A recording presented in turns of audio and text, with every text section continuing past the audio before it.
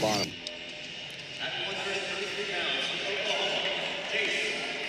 So West Virginia will send Davin Rhoads out at 133 against Jace Koelzer.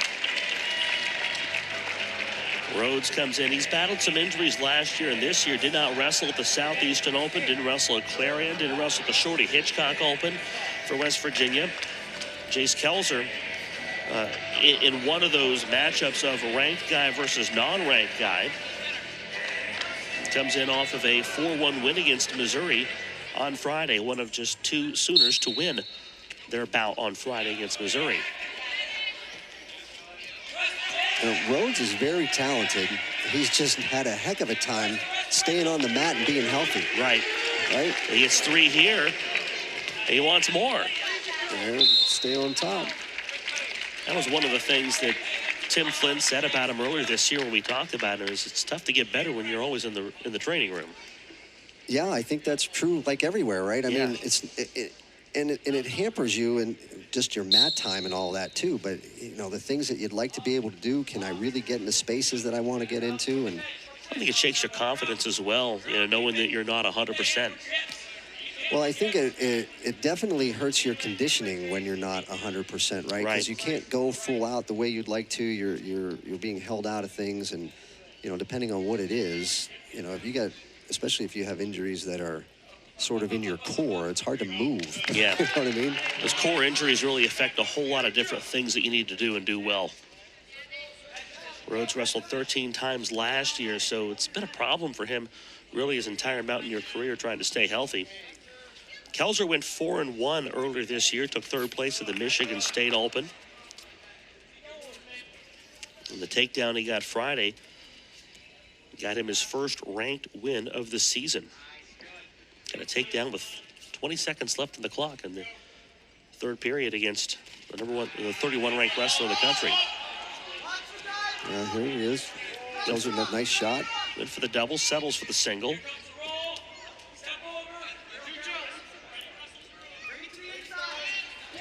Leg swept. Koelzer on the board.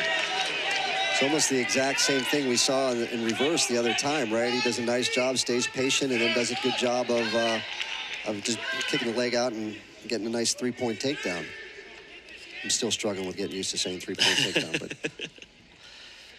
Koelzer, a transfer from Northern Colorado, one of 2 transfers from that program on this roster, a 2022 NCAA qualifier.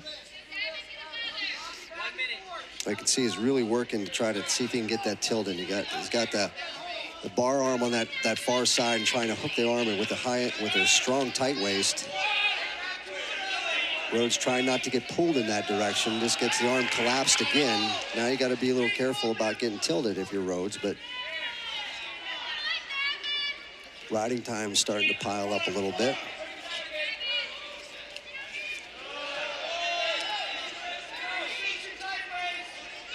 And as much as you don't think about it, being on the bottom wears you down. I mean, it's not just carrying the other guy, but he's trying to crank on you and do some things. So he's got a chance to get out. I guess we must have touched the floor there.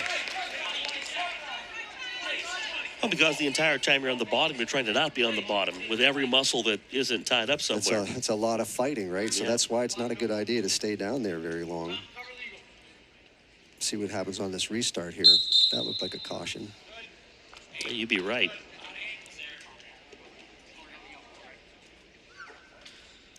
Our official talks to Jace Koelzer. He leads us 4-3 in the first period. Early escape point and then the takedown mid-period. Davin Rhoads had the takedown very early in the first.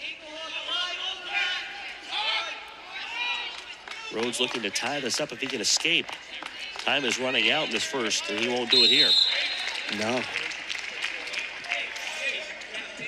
He missed it. Here's how Rhoads got on the board. Again, nice job on a single leg and does a good job of just being patient, trying to trip it, knocks him down, gets 2 points, or 3 points there. Koelzer does the same thing. He's in on the leg here, does a good job of staying in good position, kind of walks up there a little bit, and nice back trip, and gets himself 3-point takedown.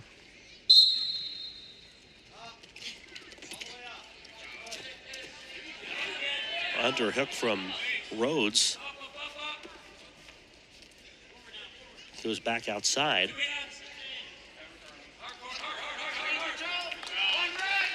And an escape for Koelzer.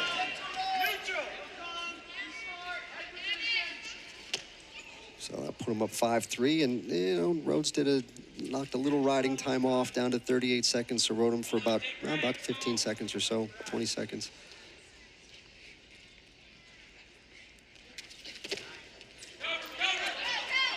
Rhoads fights off the Koelzer shot. He did, but he lost his balance a little bit, and that should be a takedown. It will be 3 for Koelzer. He did a nice job initially and then lost his balance, and Koelzer does a nice job of just re-attacking him again and for the takedown. So those are the sort of wrestling in a chain, right? I mean, it's not really move. It's reading pressures and putting yourself in a position to score. And Koelzer does a nice job of that. And it's about taking advantage, too, of when your guy makes a bobble and what he does or stumbles, and that's exactly what Koelzer did. I don't know if you call that a forced or an unforced error, right? When you kind of, did somebody do something to cause you to lose your balance, or did you just sort of lose your balance a little bit sometimes? And sure. I know one thing, they're not letting guys sit around very often. There's been a couple warnings for stalling. It's kind of an aggressive look at from an official standpoint, which I don't mind. I don't. They want action. Right. They know that's what the fans want. So Koelzer does a nice job of popping him up in the air and puts Rhoads' hip on the ground. You see Rhoads didn't recover very well. Now he's flat down there and in jeopardy of being tilted, with there being about 15 seconds left in the period, or he's in jeopardy of getting warned for stalling again for being relatively flat. Essentially a 6-point lead for Jace Koelzer, working on a second full minute of riding time as we approach the end of the second period.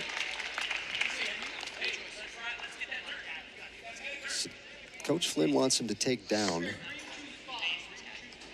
He hasn't done so well down there so far, so let's hope that that doesn't turn into a bunch more riding time and a turn of some sort. Nice job getting to his feet.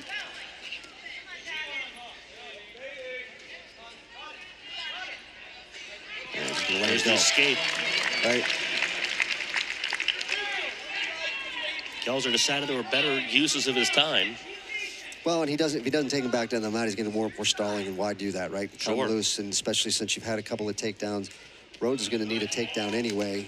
He's going to need a couple takedowns if he's going to go in front, right? Because he's got 2 minutes of riding time, and another 30 seconds. That'll be sealed there for the full riding time point. So 8-4 versus almost 9-4, right? So it's getting pretty early late for Davin Rhoads, what you're saying. Yes. I don't know what that means, but yes, you're exactly right. He's running out of time, right? I said it wrong. It's getting late early. Yes. My bad. It's getting late early. And there's the takedown. So getting later as the lead grows for Koelzer. Well, hey, so you're looking at this right now. Koelzer's on the verge of having a major decision. Yeah.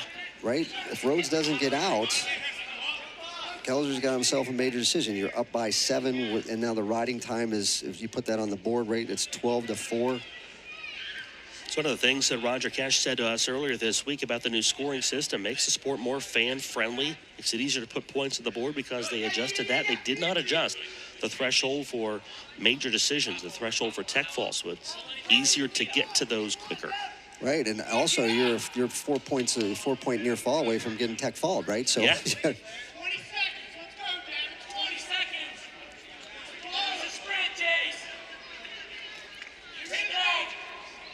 Rhoads trying to finish with something positive here. Koelzer ran on the leg. Tim Flynn says, get away from that.